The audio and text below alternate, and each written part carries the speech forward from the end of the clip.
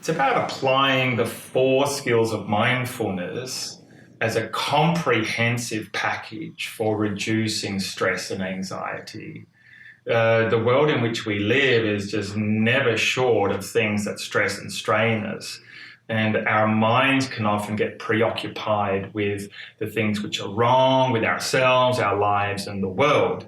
And so we need a whole reservoir of resources inwardly in order to meet the strains and stresses of all of that. And so for my money, the 4 skills of mindfulness provide a complete solution to get us to at least a kind of real baseline level of mental health resilience as we live a human life. The first skill is mastering the breath, which is the biological component of mindfulness. It's the ground zero, if you like. The mindfulness without the breath is talking the talk without walking the walk.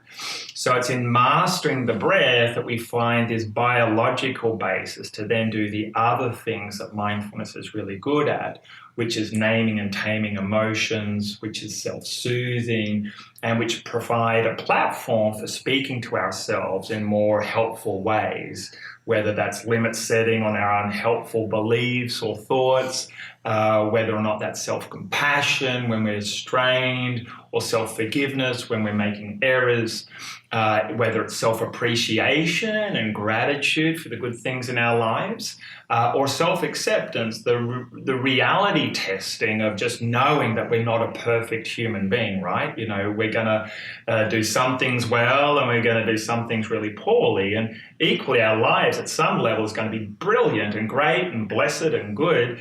But at other levels, it's going to have these parts where we really struggle, where it hurts and where it keeps hurting, you know, year after year. And so part of this program is getting really real about that reality, to acknowledge stress and strain as an inevitable consequence of living a human life, and then developing the skill set, the tool set for maximizing our ability to stay well during the journey of life.